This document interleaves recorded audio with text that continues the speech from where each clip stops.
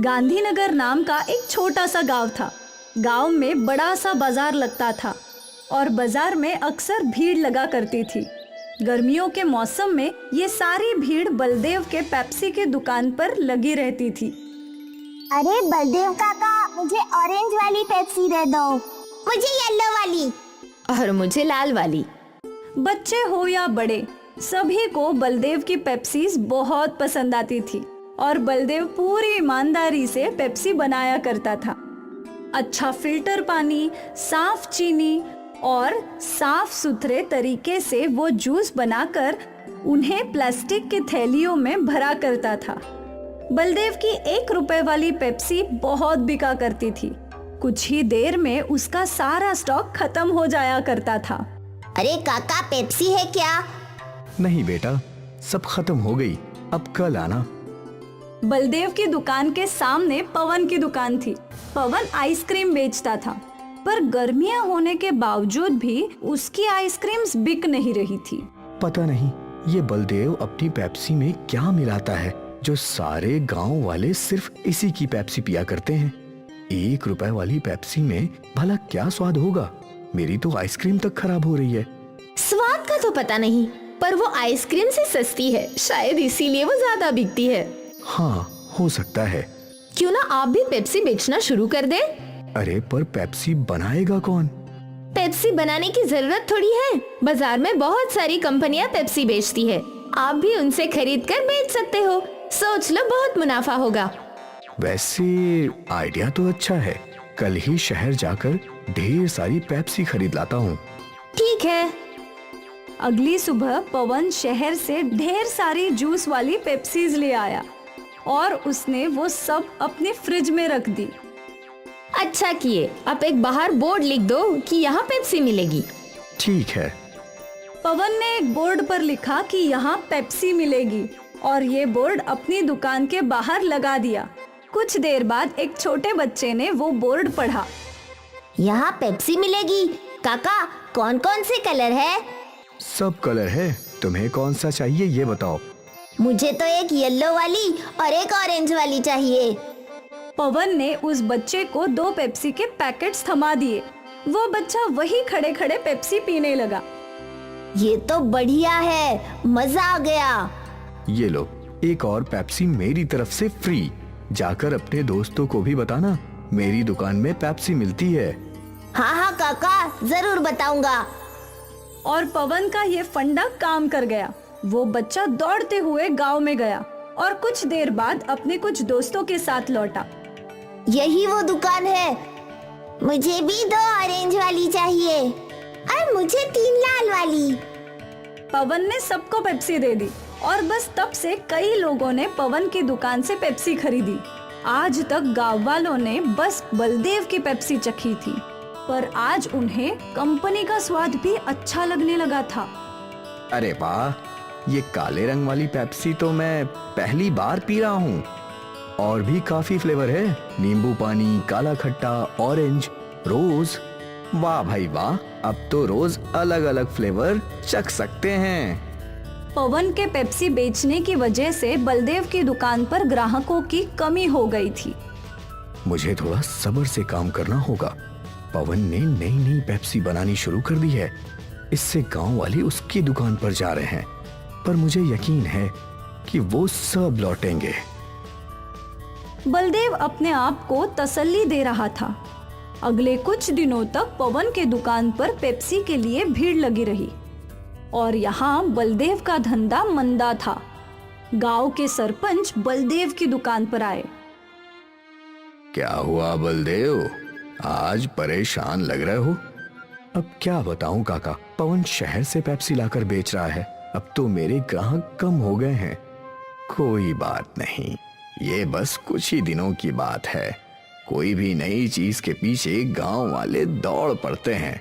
तू तो जानता है, सब्र रख, सब ठीक हो जाएगा।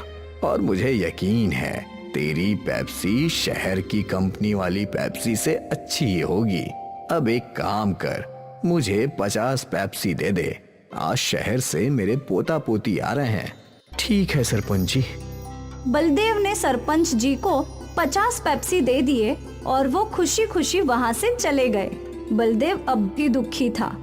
सरपंच जी अपने घर पहुँचे और उन्होंने अपने पोते को एक पेप्सी दी। पापा, ये पेप्सी वगैरह अच्छी नहीं होती। इनमें इतनी मिलावट होती है जिससे बच्चे बीमार पड़ जाते हैं। बेटा, ये पेप्सी हमारा बलदेव खुद बनाता है, बिना मिलावट, साफ ढंग से। इसे तो हम कई सालों से पी रहे हैं, अब तक कोई बीमार नहीं हुआ। देखिए, सरपंच ने एक पेप्सी अपनी बेटी को दी और उसने वो चखी। वाह पापा, ये तो बहुत अच्छी है। सरपंच जी के घर आए हुए सारे मेहमानों ने वो पेप्सी पीना शुरू किया। कुछ ही देर में सारी पेप्सी खत्म हो गई। पापा, आपने ये कहाँ से ली? मैं थोड़ी और ले लेती हूँ। बाजार में तुझे बलदेव की दुकान दिखेगी जिसमें बड़ा फ्रिज होगा, उसी की दुकान से। मैं लेकर आती हूँ। नेहा बाजार पहुंची तो वो बलदेव और पवन की दुकान में उलझ गई। उसे समझ नहीं आ रहा था कि कौन सी दुकान है। शायद जिस दुकान पर भीड़ लगी है मुझे वहाँ जाना चाहिए। नेहा पवन की दुकान में गई। मुझे 20 पेप्सी देना। जैसे ही पवन ने फ्रिज से पेप्सी के पैकेट निकाले तो नेहा ने मना कर दिया। नहीं नहीं, ये नहीं चाहिए। अरे अभी तो आपने 20 पेप्सी मांगी। हाँ, पर ये केमिकल वाली नहीं चाहिए। वहाँ खड़े एक आदमी ने नेहा से पूछा, बहन, इस पेप्सी में कौन सा केमिकल है? ये पेप्सी शहर की कंपनियों में बनती है। वहाँ इन्हें बनाने में कई सारे केमिकल्स डालते हैं जो हानिकारक है और जिससे बच्चे बीमार पड़ सकते हैं। अगर ऐसी बात है तो तुम यहाँ पेप्सी लेने क्यों आई हो? मैं तो यहाँ वो पेप्सी लेने आई थी जो इसी गांव में बनती है। अच्छा, तो आपको बलदेव भाई की पेप्सी लेनी है, उनकी दुकान सामने है। नेहा वहाँ से चली गई, पर आसपास के लोग शहर की केमिकल वाली पेप्सी की बातें करने लगे। नेहा ने बलदेव की दुकान से पेप्सी खरीद ली और वो घर चली गई। केमिकल वाली पेप्सी के बाद गांव में आग की तरह फैली और सारे माता पिताओं ने अपने बच्चों को पवन की दुकान से पेप्सी लेने के लिए मना कर दिया। आज से पवन काका की दुकान से पेप्सी मत लेना। क्यों माँ? क्योंकि उसमें ढेर सारे केमिकल है। तेरी तबीयत खराब हो जाएगी, फिर तुझे सुई लगेगी। ना बाबा ना। लोगों को बलदेव की अच्छाई समझ आ गई और एक बार फिर बलदेव की पेप्सी बिकने लगी। पवन की दुकान से कोई भी पेप्सी खरीद नहीं रहा था और थक हार के पवन ने पेप्सी बेचना ही छोड़ दिया। नेहा ने पूरे गांव को बीमार होने से बचा लिया और सब कुछ पहले जैसा हो गया। ये कहानी है मेहनतपुर नाम के गांव, जहां सखाराम अपने परिवार के साथ रहता था और अपना एक भोजनालय चलाने का काम करता था।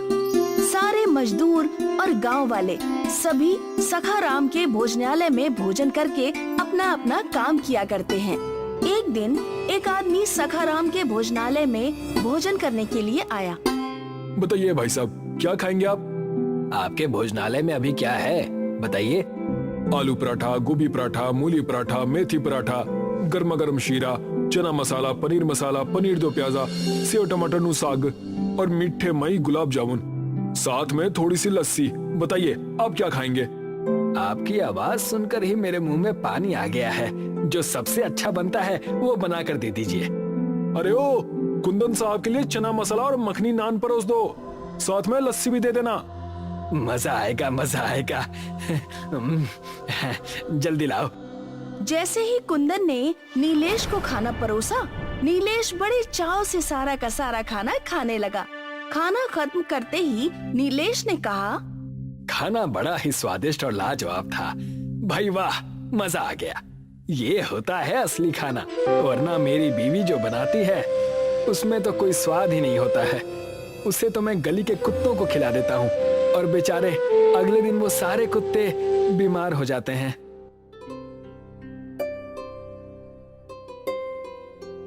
इस होटल में खाने के साथ नींबू पानी भी मिलता है। कुंदन भाई, जरा मीठा लाना। अरे रुको, वो पानी तुम्हारे हाथ धोने के लिए है, पीने के लिए नहीं। क्या बात कर रहे हो तुम? अरे हमने तो अभी तक यही सुना है कि नींबू को पानी में डालकर पीते हैं, ना कि उसमें हाथ धोते हैं। तो फिर आप गलत जगह पर आ गए हैं। आपको किसी सस्ते भोजनालय में जाना चाहिए। बिल पे कीजिए और जाइए यहाँ से। कुंदन ने नीलेश के पास आकर एक पर्ची थमाई, जिसे देखकर नीलेश के होश उड़ गए। ये सब क्या है? चना मसाला 300 रुपए और नान 70 रुपए। नहीं भाई, मैंने कोई पार्सल नहीं करवाया है, इतने पैसे नहीं होने चाहिए। भाई साहब, ये कोई पार्सल के पैसे नहीं, बल्कि जो तुमने खाए हैं उसके पैसे हैं। इतनी तो मेरे दिन की दिहाड़ी भी नहीं है, और इतना महंगा खाना। अगर मुझे पता होता तो मैं थोड़ी ना खाता।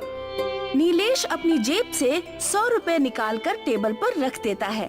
कुंदन गुस्से से अपने मालिक सखाराम को आवाज लगाता है। मालिक, इस आदमी के पास पैसे ही नहीं है। इसका बिल पूरे 700 रुपए है, मगर ये सिर्फ 100 रुपए देकर हमें टरकाने की कोशिश कर रहा है। नीलेश की बात सुनकर सखाराम गुस्से से वहाँ पर आता है। तुम्हारी जेब में जब फूटी कौड़ी नहीं थी तो तुम्हें क्या जरूरत थी यहाँ पर आने की? तुम्हारे जैसे लोगों को इस भोजनालय में आने का कोई अधिकार नहीं है। जल्दी से पैसे निकाल, नहीं तो मैं तेरा मार मार कर भड़ता बना दूंगा। अजीब बदतमीज आदमी हैं आप। आप तो ग्राहकों के साथ बदतमीजी कर रहे हैं। बदतमीजी उसके साथ नहीं की जाती जिसकी कोई इज्जत होती है, और आज की दुनिया में जिसके पास पैसे नहीं होते उसकी कोई इज्जत नहीं होती। इतना बोलकर सखाराम भोजनालय के कर्मचारियों से बोलता है। देखते क्या हो, मारो इसे। सखाराम की बात सुनते ही ढाबे के सारे कर्मचारी नीलेश को बुरी तरह से पीटने लगते हैं। सखाराम गुस्से से नीलेश से बोलता है, तुझे 2 दिन तक भोजनालय की झूठी प्लेट साफ करनी होगी, तब कहीं जाकर बिल चुकता होगा। नीलेश 2 दिन तक लगातार उस भोजनालय की झूठी प्लेट साफ करता रहा। 2 दिन बाद नीलेश अपने घर जाकर अपने साथ हुई उस दुर्घटना को रोते हुए अपनी पत्नी विमला को बताता है। अजी, क्या जरूरत थी उस भोजनालय में जाने की, जब आपके पास इतने पैसे नहीं थे। निर्दयी लोगों ने पहले तो आपको बुरी तरह से पीटा, उसके बाद भी जब उनका दिल नहीं भरा तो उन्होंने 2 दिन तक लगातार भोजनालय में आपसे जानवरों की तरह काम करवाया। मेरा बहुत अपमान किया है विमला। आज मुझे एक बात समझ में आ गई कि बेचारे गरीब और असहाय लोगों को अच्छे भोजनालय में भोजन करने का कोई अधिकार नहीं है, लेकिन मैं ऐसा नहीं होने दूंगा। अजी, आप क्या कर लेंगे? आप तो खुद मार खाकर आ रहे हैं। मैं अपना भोजनालय खुद बनाऊंगा और अपने गांव में एक ऐसा भोजनालय बनाकर तैयार करूंगा जहां हर गरीब को बहुत सस्ते में अच्छा भोजन मिल सके। आखिर गरीब के भी कुछ अधिकार होते हैं विमला। गरीब का जन्म इन निर्दयी लोगों से मार खाने के लिए नहीं हुआ, उसे भी अच्छा भोजन करने का अधिकार है। लेकिन कैसे? नीलेश ने अपनी पत्नी की बात का कोई जवाब नहीं दिया। वो चुपचाप रात भर गहरी सोच में गुम रहा। अगली सुबह नीलेश गांव के हर घर में जाकर चंदा जमा करने लगा, मगर सब ने उसे अपमानित करके अपने घरों से भगा दिया। गांव का ही एक आदमी नीलेश का मजाक उड़ाते हुए बोला, पागल हो गए हो क्या? अरे कोई काम धंधा करो। ये अचानक तुम्हारे अंदर गरीबों के प्रति इतना प्रेम कैसे जागृत हो गया? उसके लिए तो देश के नेता ही काफी हैं। ये कैसी बात कर रहे हो तुम? मैं जो कुछ भी कर रहा हूँ गांव की भलाई के लिए कर रहा हूँ। हमारे गांव का नाम मेहनतपुर है। हमारे गांव के वासी दिन भर मेहनत में जुटे रहते हैं और उन्हें ढंग का एक वक्त का भोजन भी नहीं मिल पाता। तुम मेरा साथ देने की बजाय मुझे उल्टा अपमानित कर रहे हो। हाँ, क्योंकि तुम दिन में मुंगेरी लाल के सपने देख रहे हो। मेरे भाई, ऐसा सिर्फ फिल्मों में होता है, मगर वास्तविकता इससे बहुत अलग है। और मुझे एक बात बताओ नीलेश, एक बार को मान लिया जाए कि तुम अपने मकसद में सफल भी हो गए, तो 1 रुपए की थाली कब तक तुम गरीब लोगों को खिला पाओगे? ये पूरी तरह से असंभव है। इतना कहकर वो नीलेश का मजाक उड़ाता हुआ सखाराम के भोजनालय में जाकर बोला, सुना सखाराम जी, नीलेश अपने गांव में एक भोजनालय बनाना चाहता है। आप जो थाली 700 रुपए में बेचते हैं, वो थाली वो 1 रुपए में बेचने की सोच रहा है। लगता है उसकी बुद्धि भ्रष्ट हो गई है। अब उस बेवकूफ को कौन समझाए? तभी सखाराम का नौकर कुंदन सखाराम के पास आकर धीरे से बोला। सखाराम जी, हमें इसकी बातों को मजाक में नहीं लेना चाहिए। ओए, क्या कहना चाहता है तू? अगर नीलेश अपने मकसद में सफल हो गया तो कभी आपने सोचा है आपके भोजनालय का क्या होगा? कुत्ते लौटेंगे, कुत्ते। अरे काली जुबान है, कभी तो अच्छा बोल दिया कर। तेरे मुंह से जब भी निकला है हमेशा उल्टा सीधा ही निकला है। चिंता मत कर, इस गांव का मुखिया मेरा बहुत अच्छा दोस्त है। वो नीलेश को अच्छी तरह से समझा देगा। सखाराम गांव के मुखिया के पास गया। मुखिया, हमारी मित्रता के चर्चे दूर दूर तक प्रसिद्ध हैं। मत भूलना, जो थाली मैं 700 रुपए में बेचता हूँ वही थाली मैं तुम्हें 600 में खाने के लिए देता हूँ, यानी पूरे 100 का डिस्काउंट। बोल तो ऐसे रहे हो जैसे मेरे ऊपर बहुत बड़ा कोई उपकार करते हो। मैंने तो तुमसे कभी नहीं कहा कि तुम मुझे 100 रुपए का डिस्काउंट दो। और वैसे भी मैं तुम्हारे भोजनालय में महीने में एक आध बार ही तो भोजन करता हूँ, और मुश्किल से अब तक तुम्हारे भोजनालय में 4 या 5 बार ही भोजन किया है। इस हिसाब से तुम्हारे 500 रुपए मेरे ऊपर बकाया है। लगता है मुखिया तुम मेरी बात का बुरा मान गए। तुम अच्छी तरह से जानते हो सखाराम कि मुझे चापलूसों से सख्त नफरत है। मुद्दे की बात करो, किस काम के लिए यहाँ पर आए हो? कुछ दिन पहले नीलेश मेरे भोजनालय में भोजन करने आया था। अब आप ही बताओ मुखिया जी, 700 रुपए के बदले वो सिर्फ 100 रुपए दे रहा था। इसलिए मैंने उससे 2 दिन तक अपने भोजनालय की झूठी प्लेटें क्या साफ करवा दी। वो तो बुरी तरह से क्रोधित हो गया। हाँ, मैंने सुना है कि तुमने उसे पीटा भी था। हाँ, अब क्रोध में 1-2 थप्पड़ तो मार ही दिए थे, लेकिन इतना भी नहीं पीटा था कि वो इतना नाराज हो जाए। कहना क्या चाहते हो सखाराम? खुलकर बात करो। वो इस गांव में एक भोजनालय बनाने की तैयारी कर रहा है, और जो थाली मैं 700 रुपए में देता हूँ वही थाली वो 1 रुपए में ग्राहकों को बेचेगा। अगर ऐसा हो गया ना तो मेरा तो भोजनालय बंद हो जाएगा, मैं सड़क पर आ जाऊंगा। सखाराम की बात सुनकर मुखिया हंसने लगा। सखाराम, लगता है नीलेश की तो बुद्धि भ्रष्ट हो ही गई है, लेकिन मुझे लगता है साथ में तुम्हारी भी बुद्धि भ्रष्ट हो गई है। ऐसा संभव नहीं है। सोच लो मुखिया, अगर वो अपने मकसद में कामयाब हो गया ना तो उसके नाम के चर्चे दूर दूर तक फैल जाएंगे। लोग इस गांव के मुखिया से ज्यादा सम्मान उसका करेंगे, और फिर कोई बड़ी बात नहीं है कि कुछ सालों बाद उसकी दयालुता को देखकर गांव के वासी उसे ही मुखिया बना दे। जरूर वो कुछ बड़ा करने की सोच रहा है। सखाराम की बात सुनकर मुखिया सोच में पड़ गया। बात तो तुमने मेरे पते की है।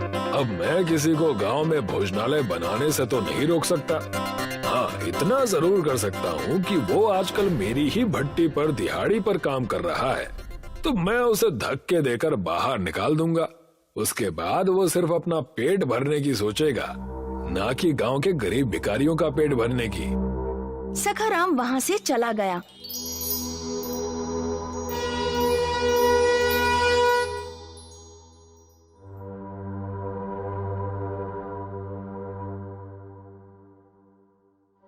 मुखिया ने उसी दिन नीलेश को काम से निकाल दिया। लेकिन मेरी गलती क्या है मुखिया जी? तेरी गलती ये है कि तू गांव में भोजनालय बनाना चाहता है। हाँ, तो इसमें गलत क्या है? अगर मैं गरीब का भला चाहता हूँ तो आपको तो प्रसन्न होना चाहिए। तू गरीबों का कोई भला नहीं चाहता नीलेश। मैं अच्छी तरह से जान गया हूँ कि तू सिर्फ अपना नाम करना चाहता है और मुझे मेरे पद से हटाकर खुद गांव का मुखिया बनना चाहता है। अरे पहले अपना और अपनी पत्नी का ही पेट भर ले, बाद में गरीबों के बारे में सोचना। चल निकल यहाँ से। मगर नीलेश ने हार नहीं मानी। नीलेश शहर जाकर चंदा जमा करने लगा। इस दौरान उसकी मुलाकात सेठ जमुना प्रसाद से हुई। जमुना प्रसाद बेहद दयालु व्यक्ति थे। मुझे तुम्हारी सोच बहुत अच्छी लगी नीलेश, कि तुम एक ऐसा भोजनालय बनाकर तैयार करना चाहते हो जहाँ पर गरीब अच्छा भोजन कर सके। मैं तुम्हारी मदद करने के लिए तैयार हूँ। सेठ जमुना प्रसाद की मदद से नीलेश ने गांव में एक बहुत अच्छा भोजनालय तैयार करवाया। उसके भोजनालय में गुजराती, मराठी, कन्नड़ सभी तरह के भोजन तैयार होने लगे। भोजनालय बनते ही कुछ लोग भोजनालय में भोजन करने के लिए आ गए। वो सब देश के अलग अलग शहरों के रहने वाले थे। एक गुजराती नीलेश से बोला, તમારા રેસ્ટોરન્ટમાંથી બહુ મસ્ત ખુશ્બુ આવે છે. આ ખુશ્બુ સૂંઘીને હું પોતાની રોકી ના શક્યો. તો હવે મને જમવા આપો. नीलेश ने उस गुजराती को एक थाली में गुजरात का सारा प्रसिद्ध भोजन परोस दिया। भोजन खाकर गुजराती खुश होते हुए नीलेश से बोला, કેટલા રૂપિયા? બસ 1 રૂપિયાની આખી થાળી મળશે. 1 रुपए का नाम सुनकर गुजराती खुश हो गया। भोजनालय में लोगों की भीड़ लगने लगी। दूर दूर के शहर के लोग नीलेश के भोजनालय में भोजन करने के लिए आने लगे। अमीर हो या गरीब, नीलेश हर किसी से एक थाली का 1 रुपया ही वसूलता था। और ये बात सखाराम को बिल्कुल भी पसंद नहीं आई। सखाराम क्रोधित होकर कुंदन से बोला, इस नीलेश ने तो मेरे भोजनालय को बंद करवा दिया है। मेरे भोजनालय में कोई कुत्ता तक नहीं भटकता। कुछ करो कुंदन। चिंता मत कीजिए सखाराम जी, मेरे पास एक उपाय है। कैसा उपाय? क्यों ना हम दोनों उसके भोजनालय में आग लगवा दें। जब 2-4 लोग जलकर मर जाएंगे तो उसका भोजनालय बंद हो जाएगा। सखाराम और कुंदन उस समय नीलेश के भोजनालय में आग लगाने की योजना बना रहे थे। उसी समय सेठ जमुना दास वहाँ से गुजर रहे थे। जमुना दास ने सखाराम और कुंदन की सारी बातें सुन ली। उन्होंने तुरंत पुलिस को इन्फॉर्म कर दिया। पुलिस उस दिन से नीलेश के भोजनालय पर नजर रखने लगी। रात के वक्त सखाराम और कुंदन भोजनालय में आग लगाने के लिए बहुत सारा पेट्रोल लेकर आ गए, मगर तभी पुलिस ने उन्हें दबोच लिया। मुझे तुमसे ऐसी उम्मीद नहीं थी सखाराम। तुम तो गांव के सम्मानित व्यक्ति हो। मुझे छोड़ दीजिए इंस्पेक्टर साहब, मैं इसके भोजनालय को जलाकर राख कर दूंगा। इसकी वजह से मेरा भोजनालय बंद हो गया। नहीं सखाराम, मेरी वजह से नहीं, बल्कि तुम्हारे ग्राहकों के साथ तुम्हारे बुरे व्यवहार की वजह से तुम्हारा भोजनालय बंद हुआ है। तुमने मुझे अपमानित किया। मैं चाहता तो अपने अपमान का जवाब किसी और तरीके से भी दे सकता था, लेकिन नहीं, मैं तुम्हारे अपमान का घूंट अमृत समझकर पी गया। और देखो, आज इस भोजनालय में देश का हर नागरिक आता है और सिर्फ 1 रुपए में पेट भरकर भोजन करके चला जाता है। तुम्हें क्या लगता है कि मुझे प्रॉफिट नहीं हो रहा? मेरे परिवार का खर्चा इसी भोजनालय से चलता है। पुलिस ने सखाराम और कुंदन को गिरफ्तार कर लिया और सखाराम का भोजनालय बंद हो गया। आज भी नीलेश के भोजनालय में 1 रुपए की ही थाली मिलती है। कुंतीपुर नाम का एक गांव था। वहाँ भैरव अपने पिता और अपने भाई के साथ रहता था। बचपन में ही माँ के गुजर जाने की वजह से घर की सारी देखभाल भैरव को ही करनी पड़ती थी, इसलिए वो स्थानीय रेलवे में कूली का काम किया करता था। वैसे तो भैरव पढ़ा लिखा इंजीनियर था। आज सुबह से स्टेशन पर एक भी ट्रेन नहीं आई। पता नहीं क्या हो गया है। उस दिन उड़ीसा में भी इतना बड़ा हादसा हो गया था। भगवान करे उनके परिवार में सुख शांति हो। भैरव पूरा दिन इंतजार करके स्टेशन मास्टर के पास चला जाता है और उनसे जाकर ट्रेन न आने की वजह पूछता है। अब आप ही बताइए, अगर ऐसा चलता रहा तो हम घर कैसे चलाएंगे और खुद कैसे रहेंगे? अब मैं तुमसे क्या कहूँ भैरव, सुबह से फोन पर फोन आ रहे हैं, हमारे हाथ भी बंधे हुए हैं, हमें भी कुछ समझ में नहीं आ रहा। कुंतीपुर में ट्रेन आने का नाम ही नहीं ले रही थी। सारे कूली और स्टेशन मास्टर दोनों ही परेशान थे। ऐसे ही कई हफ्ते बीत चुके थे। तब भैरव और उसके साथी कूलियों ने फैसला किया। मेरा घर तो पहले से ही गिरवी है। एक तो बेरोजगारी में पहले हमने कुली का काम शुरू किया और अब ये सब। सही कहा भैरव भैया तुमने। दुनिया का बोझ हम उठाते हैं, लेकिन हमारे बोझ के बारे में किसी को कुछ नहीं पता। क्या बताऊं बेटा, मैं मेरी तो उम्र भी 60 की है। मेरे घर पर मेरा अपाहिज बच्चा है जिसके लिए मैं काम करता हूँ, और अगर ऐसा ही चला तो हम दोनों भूखे मर जाएंगे। हम सबको स्टेशन मास्टर के पास जाना चाहिए। सारे कूली मिलकर स्टेशन मास्टर के पास जाते हैं। वो देश के सबसे बड़े बिजनेसमैन से बात कर रहा होता है। देखो, मैं तुम्हें मन चाहे पैसे देने को तैयार हूँ, लेकिन अच्छी बुलेट ट्रेन बनाएगा कौन? उड़ीसा हादसे के बाद से कोई ये जिम्मेदारी लेने को तैयार नहीं है। लेकिन आप हमारी बात तो समझिए, हमारे देश में पहले से ही इतनी तकलीफें हैं और आप हैं कि लोगों की समस्या अनदेखा कर रहे हैं। वो बिजनेसमैन किसी की नहीं सुनता और वहाँ से चला जाता है। ये सारी बातें भैरव और उसके साथी पीछे से सुन रहे थे और भैरव उस बिजनेसमैन यानी कि उस व्यापारी के पीछे पीछे दौड़ता है और उससे कहता है, सर सर सर मेरी बात तो सुनिए, मेरी बात तो सुनिए सर, आखिर मेरी बात तो सुनिए सर। मुझे बस आपका 1 मिनट चाहिए, उससे ज्यादा नहीं। अगर आपका समय बर्बाद हुआ तो मैं आपको कभी अपनी शक्ल नहीं दिखाऊंगा। हाँ कहो, तुम्हारे पास सिर्फ 1 मिनट है और अगर मेरा वक्त बर्बाद हुआ तो तुम कूलियों का ठिकाना नहीं मिलेगा।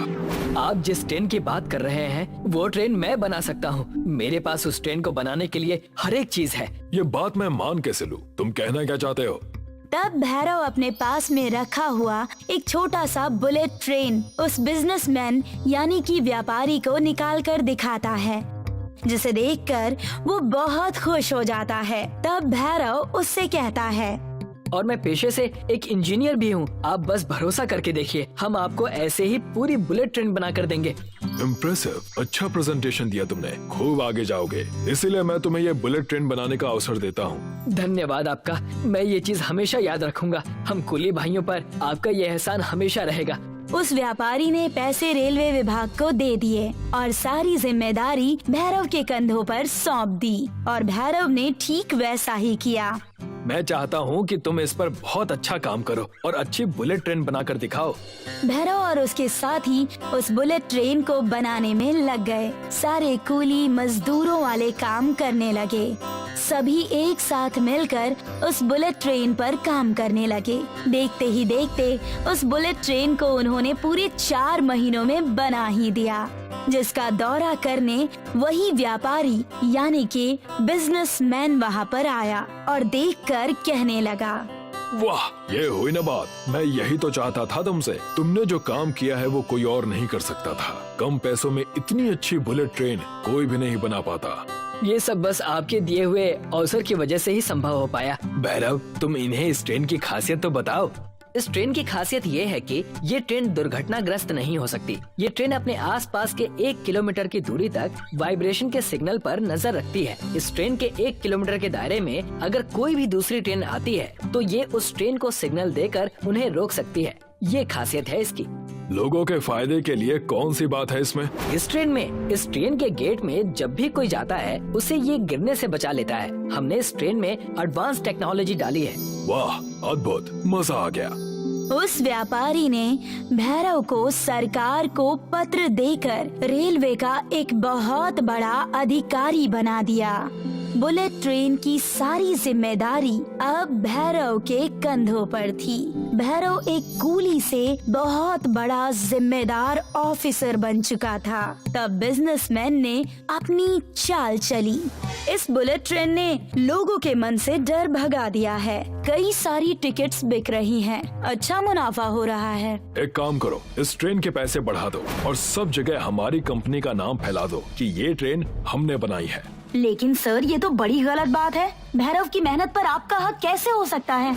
ऐसे ही बाल सफेद नहीं हुए हैं मेरे। मैंने उतनी मेहनत की है। जो मैं कह रहा हूँ वो करो। हर जगह प्रचार कर दो कि ये हमने किया है, यानी मैंने किया है।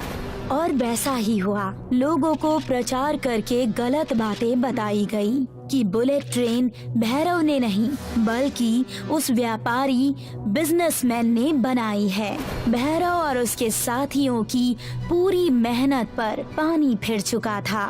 बुलेट ट्रेन अपने हिसाब से अच्छी तरह चलने लगी थी। भैरव के बारे में किसी को भी कुछ भी पता नहीं था। एक दिन ट्रेन के गेट के पास एक बच्चा गलती से जा पहुंचा। वाह, बाहर कितना अच्छा मौसम है, बारिश हो रही है। मैं थोड़ा गेट के करीब जाकर देखता हूँ। मॉम डैड जब तक खाना खा रहे हैं तब तक तो मैं देख ही लूंगा। वो बच्चा जैसे ही उस गेट के करीब पहुँचा, उस ट्रेन का सेंसर बहुत तेजी से बजने लगा जिससे सारे ट्रेन के यात्री उठकर यहाँ वहाँ देखने लगे। वो बच्चा गेट के पास पहुँचा ही था कि ट्रेन का गेट अपने आप ही बंद हो गया। मेरा बच्चा, मेरा बच्चा, मेरा बच्चा, धन्यवाद, इस ट्रेन का लाख लाख शुक्रिया। तुम्हें ध्यान देना चाहिए। मैं एक पल के लिए खाना खाने क्या चला गया, देखो सब पलट गया। भला हो इस बुलेट ट्रेन का। लोग उस बुलेट ट्रेन से बड़े खुश थे, लेकिन उन व्यापारियों ने ट्रेन टिकट की प्राइस बहुत ज्यादा बढ़ा दी, जिससे गरीबों को बहुत परेशानी होने लगी। और ये सब भैरव से देखा नहीं गया और वो उस व्यापारी के पास पहुंच गया। ये आपने क्या किया? किराए के इतने पैसे बढ़ा दिए, आखिर गरीब उस ट्रेन में चढ़ेगा कैसे? मैं आपसे मेरे बुलेट ट्रेन को छीनने आया हूँ, ये आपने सरासर गलत किया है। कल के आए तुम मुझे सिखा रहे हो, दफा हो जाओ। बिजनेस ऐसे ही चलता है, पैसे से पैसा बनता है। अगर कोई नहीं देगा तो पैसे आएंगे कहाँ से? भैरव को ये बात बहुत ज्यादा बुरी लगी। उसने कई सारे पत्र सरकार को लिखे ताकि व्यवस्था ठीक हो जाए, लेकिन उसकी कोई भी सुनने वाला नहीं था। एक दिन उसी व्यापारी की पत्नी और बच्चे उस बुलेट ट्रेन से सफर कर रहे थे और उस व्यापारी की पत्नी अचानक ट्रेन में बीमार हो जाती है, जिसे देखकर वो व्यापारी बहुत ही डर जाता है और इधर उधर जाकर चीखने चिल्लाने लगता है। मुझे बचा लो, मेरी सांस रुक रही है, मुझे सांस लेने में बहुत दिक्कत हो रही है, मुझे बचा लो, प्लीज प्लीज मुझे बचा लो। बचाओ, कोई मेरी पत्नी को बचाओ, बचाओ, कोई मेरी पत्नी को बचाओ। तब उस व्यापारी की नजर एक लाल रंग की बटन पर पड़ती है, जो कि डिब्बे के ठीक सामने ही थी। उस व्यापारी ने देर न करते हुए उस बटन को दबा दिया और जैसे ही उसने बटन दबाया, वो बुलेट ट्रेन नजदीकी रेलवे स्टेशन पर तुरंत ही रुक गई और रेलवे के सहकर्मी तुरंत उस व्यापारी के पास पहुंच गए। तब व्यापारी ने उनसे कहा, मेरी पत्नी की तबीयत अचानक खराब हो गई, कृपया करके इसे बचा लीजिए। रेलवे सहकर्मियों ने देर नहीं की और तुरंत ही उस व्यापारी की पत्नी को हॉस्पिटल ले जाया गया और उसकी जान बचाई गई। तब जाकर उस व्यापारी को अपनी गलती का एहसास हुआ और उसने भैरव से माफी मांगी। भैरव, मुझे माफ करना, मैंने अपनी जिंदगी की बहुत बड़ी गलती कर दी। ये सब भगवान की लाठी है जो मुझ पर बरस रही है, मुझे माफ कर दो। मैं आपको माफ सिर्फ एक ही कीमत पर करूंगा, जब आप इस ट्रेन के किराए को केवल 1 रुपए की करेंगे और ऐसी ही कई सारी ट्रेनें बनाएंगे। मुझे तुम्हारी सारी शर्तें मंजूर हैं। और वैसा ही हुआ। उस बिजनेसमैन ने कई सारे बुलेट ट्रेन भैरव से बनवाए और भैरव को रेलवे का बहुत बड़ा अधिकारी घोषित कर दिया और बुलेट ट्रेन का किराया घटाकर 1 रुपया कर दिया गया। 1 रुपए के बुलेट ट्रेन में अब सभी लोग सफर कर सकते थे, चाहे वो अमीर हो या गरीब। लोग खुशी खुशी बुलेट ट्रेन से अपना सफर तय करने लगे और तब उस बिजनेसमैन ने सभी को सच्ची बात बताई कि बुलेट ट्रेन का असली कर्ता धर्ता भैरव ही था और बिजनेसमैन ने भैरव को उसका क्रेडिट दिया। सभी लोग खुशी खुशी रहने लगे। बीजापुर एक छोटा सा गांव था। इस गांव के ज्यादातर लोग खेती का काम किया करते थे, पर कुछ ऐसे भी थे जिनके पास कोई पुश्तैनी जमीन नहीं थी, जैसे मोहन। मोहन एक गरीब इंसान था जो यहाँ वहाँ छोटे बड़े काम कर लिया करता था। कभी किसी के खेतों में मजदूरी तो कभी किसी गोदाम में मजदूरी। एक दिन मोहन घर लौटा तो उसकी पत्नी मालती बहुत खुश थी। क्या हुआ? मैंने आपके लिए नया काम ढूंढ लिया है, पगार 6000 है। इतना? पर कहाँ? बगल वाले गांव में एक पानी पूरी बनाने का कारखाना खुला है। उस कारखाने वाले को काम करने के लिए लोग चाहिए थे। मेरी जीजी ने आपकी वहाँ बात कर ली। वाह, ये तो बढ़िया है। अब हम दोनों को किसी चीज की चिंता नहीं होगी। बिल्कुल, मैं कल से ही काम पे जाऊंगा। हाँ। अगली सुबह मोहन घर से काम के लिए खुशी खुशी निकला। वो कारखाने पहुंचा। वहाँ 2-3 और लोग थे और मालिक उन सबको काम समझाने लगा। ये देखो, पहले इस मशीन में 10 किलो आटा, 100 ग्राम नमक और 2 लीटर पानी डालना है और ये बटन दबाना है। इससे ये मशीन आटा गूंदने लगेगी। आटा तो हाथ से भी गूंद सकते हैं ना, तो उसके लिए मशीन की क्या जरूरत? गूंद तो सकते हैं, पर जब हमें ज्यादा मात्रा में काम करना हो तो हर काम के लिए मशीन ही काम आसान बनाती है। जी, गौर से देखो, हरे बटन से मशीन शुरू होती है और लाल से बंद। ठीक है मालिक। फिर गूंदे हुए आटे के गोले बनाकर इस दूसरी मशीन में डालना है। इस मशीन से आटा चपटा होता है और गोल गोल कटकर निकलता है। जी, और फिर इन पानी पूरियों को बस तलने वाली मशीन में डालना है और जैसे ही ये फूल जाए इन्हें बाहर निकाल लेना है और फिर इस आखिरी मशीन की सहायता से पूरियों को प्लास्टिक में पैक करना है। किशोर, तुम आटे गूंदने की मशीन पे जाओ। विवेक, तुम चपाती करने वाली मशीन पर। सदैव, तुम पूरी तलो और मोहन, तुम पैकिंग करो। हर हफ्ते तुम लोग अलग अलग मशीन पर काम करोगे। दिन में 6 घंटों की ड्यूटी है बस। ठीक है मालिक। और बस उस दिन से मोहन दूसरे लोगों के साथ उस पानी पूरी के कारखाने में काम पर लग गया। मोहन और मालती बहुत खुश थे। अब उन्हें पैसे की और खाने की परेशानी नहीं थी और महीने के आखिर में मोहन की तनख्वाह आने वाली थी। मोहन भी हंसी खुशी कारखाने में काम करने लगा। धीरे धीरे वो पानी पूरी की पूरियां बनाना सीख गया। अगले 6 महीनों तक मोहन आराम से पानी पूरी के कारखाने में काम कर रहा था। फिर एक दिन कारखाने का मालिक परेशान होकर कारखाने में आया।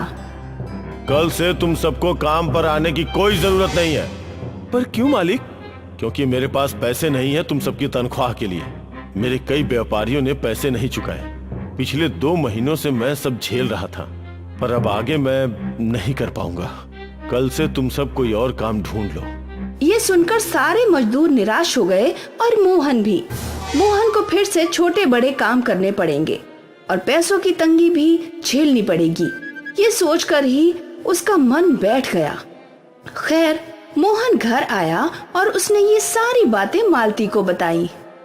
आप फिक्र मत कीजिए, आपको कोई और काम मिल जाएगा। मोहन निराश था। अगले कुछ दिनों तक मोहन काम की तलाश में यहाँ वहाँ भटकता रहा और उसे कहीं कोई काम नहीं मिला। वो मायूस हो गया। समझ नहीं आ रहा है कि अब क्या करें। मुझे और कोई काम आता भी तो नहीं है सिवाय पानी पूरी के पूरी बनाने के। तो आप वही क्यों नहीं करते? मैं समझा नहीं। आपको पानी पूरी बनाना आता है और मुझे रगड़ा और पानी बनाना। हम दोनों मिलकर पानी पूरी का ठेला डाल सकते हैं। हाँ, पर गांव में इतने सारे पानी पूरी के ठेले तो हैं, फिर लोग हमारी पानी पूरी क्यों खाएंगे? हम दाम गिरा देंगे और क्या। 10 रुपए के बदले 8 रुपए की प्लेट करें तो? उससे भी अच्छा अगर हम 1 रुपए की पानी पूरी बेचे तो? 1 रुपए की कैसे बेच सकते हैं? 1 रुपए की 1 पानी पूरी, ग्राहक जितना मर्जी खाए। तो क्या हमें मुनाफा होगा? हाँ होगा ना। हम पूरियां खुद बनाएंगे और बाकी सारा सामान भी हमें लगभग आधा मुनाफा होगा। तो फिर देर किस बात की, कल ही कोशिश करके देखते हैं। अगली सुबह मोहन और मालती अपने काम में जुट गए। मोहन पूरियां बनाने लगा और मालती रगड़ा और पानी बनाने लगी। मोहन अपने काम में निपुण था। उसने बिना मशीनों के भी अच्छी पूरियां बनाई और मालती भी अच्छी बावर्ची थी। उसने भी स्वादिष्ट रगड़ा और पानी तैयार कर लिया। अब सब कुछ तैयार है। शाम में ही शुभारंभ करते हैं। 1 रुपए की 1 पानी पूरी का। बिल्कुल। एक चीज बची है। मोहन ने एक पाटी दिखाई जिस पर लिखा था 1 रुपए की पानी पूरी। ये अच्छा है। शाम को मोहन और मालती ने बाजार के किनारे अपना पानी पूरी का ठेला लगाया और वो पाटी भी टांग दी। उस पाटी को देखकर एक बच्ची उनके पास आई। 1 रुपए की पानी पूरी? सच्ची? हाँ, 1 रुपए की एक पानी पूरी। अरे वाह! बच्ची ने अपनी जेब देखी। मेरे पास 4 रुपए हैं, मुझे 4 रुपए की पानी पूरी दीजिए। मोहन ने उस बच्ची को 4 पानी पूरी दे दी। वाह, बहुत अच्छी है काका, मैं अपने दोस्तों को भी बताऊंगी। उस बच्ची ने पानी पूरी खाई और दौड़ पड़ी। कुछ देर बाद वो कई और बच्चों को अपने साथ ले आई। मुझे 2 पानी पूरी चाहिए। मुझे 3। मुझे 5। मोहन और मालती ने बच्चों से पैसे लिए और उन्हें पानी पूरी दे दी। बच्चे पानी पूरी बड़े चाव से खा रहे थे। बच्चों के बाद कुछ और बड़े लोग भी मालती और मोहन के पास पानी पूरी खाने के लिए आए। वाह, ये पूरियां तो बहुत स्वादिष्ट हैं। मजा आ गया। इतनी स्वादिष्ट और सस्ती पानी पूरी शायद ही कहीं होगी। लोग 1 रुपए की पानी पूरी खाने के लिए टूट पड़े। मालती और मोहन पानी पूरियां बनाए जा रहे थे और लोग खा रहे थे, और तब तक ग्राहक थे जब तक उनकी सारी पानी पूरी खत्म नहीं हो गई। बाप रे, मुझे नहीं लगा था कि इतनी भीड़ आएगी। मुझे भी। और जब उनका ध्यान पैसों पर गया तो पैसे देखकर वो दोनों खुश थे। काफी अच्छी कमाई हुई है आज। हाँ। अगले दिन मालती और मोहन ने ज्यादा पानी पूरियां बनाई और पिछले दिनों की तरह आज भी 1 रुपए की पानी पूरी खाने के लिए ग्राहकों की कतार लग गई और कुछ ही घंटों में उनका सारा सामान खत्म हो गया। 1 रुपए की स्वादिष्ट पानी पूरी ने तहलका मचा दिया। ग्राहकों को स्वाद के साथ साथ दाम भी भा गया था और मालती और मोहन की अच्छी खासी कमाई होने लगी थी। उन दोनों की आर्थिक समस्या सुलझ गई और देखते ही देखते मोहन ने अपना पूरियों का कारखाना खोल लिया। पर उसने 1 रुपए की पानी पूरी बंद नहीं की। आज भी उसकी दुकान पर 1 रुपए की पानी पूरी खाने के लिए भीड़ उमड़ती है। 1 रुपए की पानी पूरी के आइडिया ने मोहन और मालती को अमीर बना दिया। अब वो बहुत ज्यादा सुखी थे और ये सब 1 रुपए की पानी पूरी की वजह से। किसने सोचा था कि एक छोटा सा आइडिया इतना बड़ा बदलाव ला सकता है। ललित एक बड़ी बेकरी में काम किया करता था। वो केक और बिस्किट्स बनाया करता था। सर, चॉकलेट केक्स तैयार है। अब बटर स्कॉच पेस्ट्रीज तैयार करूं? अरे नहीं नहीं, आजकल बटर स्कॉच पेस्ट्रीज की डिमांड कम हो गई है। अब से हम एक दिन छोड़ के एक दिन बटर स्कॉच पेस्ट्रीज बनाएंगे। ओके, ठीक है सर। एक काम करो, तुम अब चॉकलेट केक्स बना लो। ठीक है सर। धीरे धीरे बेकरी का काम कम होने लगा था और कुछ गिने चुने ही प्रोडक्ट ललित बनाया करता था। समय के साथ बेकरी का मुनाफा घट गया और अब बेकरी के मालिक ने बेकरी को बंद करने का निर्णय ले लिया। ललित, तुम तो जानते हो धंधे में मंदी है, मुनाफा निकल ही नहीं रहा। इसीलिए अगले हफ्ते से हम ये बेकरी बंद कर रहे हैं। तुम कहीं और काम ढूंढ लो, ठीक है? ये सुनकर ललित का मन बैठ गया। कितनी मुश्किल से उसे इस बेकरी में नौकरी मिली थी और अब बेकरी ही बंद हो रही थी। उस दिन ललित मायूस घर लौटा। क्या बात है, इतने परेशान क्यों हो? कुछ नहीं यार, इतनी मुश्किल से ये नौकरी मिली थी, अब ये भी जा रही है। पर क्यों? अरे बेकरी का धंधा कम हो गया है, इसलिए मालिक बेकरी बंद कर रहे हैं। ये हफ्ता आखिरी है यार। हे राम, अब क्या होगा? और क्या होगा, फिर से काम की तलाश में यहाँ वहाँ भटकना होगा। उम्मीद है आपको जल्द ही नौकरी मिल जाए, क्योंकि कुछ दिनों में बच्चों की स्कूल शुरू होने वाली है, फिर उनकी फीस वगैरह। हाँ हाँ, मुझे याद है। ललित और दर्शना दोनों परेशान थे। अगले दिन ललित नौकरी की तलाश में एक दूसरी बेकरी में गया। सर, क्या आपके यहाँ कोई वैकेंसी है? मुझे केक बिस्किट बनाने में 10 सालों का तजुर्बा है। अरे नहीं भाई, हमारे यहाँ कोई नौकरी नहीं है। ठीक है सर। ललित उदास होकर यहाँ से चला गया। वो अपने काम पर गया और भारी मन से काम करने लगा। आज उसकी नौकरी का आखिरी दिन था। कल से वो बेकरी बंद होने वाली थी। पूरा दिन काम करने के बाद शाम में वो मैनेजर के पास गया। ललित, ये लो तुम्हारा अभी तक का हिसाब। क्या तुम्हें कोई और नौकरी मिली? नहीं सर। चिंता मत करो, मैं तुम्हारे लिए कहीं बात करता हूँ, तब तक तुम भी देखते रहो। उम्मीद है तुम्हें जल्दी नौकरी मिल जाएगी। जी सर, ठीक है। ललित अपनी पगार लेकर घर पहुंचा। उसने वो पैसे अपनी पत्नी को दे दिए। ये लो, इस बार थोड़ा तंगी से पैसे खर्च करना, अब पता नहीं कब नौकरी मिलेगी। दर्शना को समझ आ गया था कि ललित बहुत ही उदास है। ललित कई और बेकरियों में काम ढूंढने गया, लेकिन उसे कहीं भी कोई काम नहीं मिला। आखिर वो थक हार कर घर लौट आया। पापा आ गए, पापा आ गए। बच्चे खुश थे। वो काफी समय से ललित के लौटने का इंतजार कर रहे थे। क्या हुआ? आज मयंक का बर्थडे है, तो बच्चे आपकी राह देख रहे थे कि आप आओगे और केक बनाओगे। मैंने कहा था इन्हें कि शायद आज आप केक ना बना पाओ। अरे मेरे बेटे का बर्थडे है तो मैं केक क्यों नहीं बना पाऊंगा? केक की सामग्री के लिए भी तो ज्यादा पैसे चाहिए ना। अरे आज मैं सस्ती चीजों से बढ़िया केक बनाऊंगा, तुम सब देखते रह जाओगे। हाँ। ललित ने कुछ सामग्री इकट्ठी की और केक बनाना शुरू कर दिया।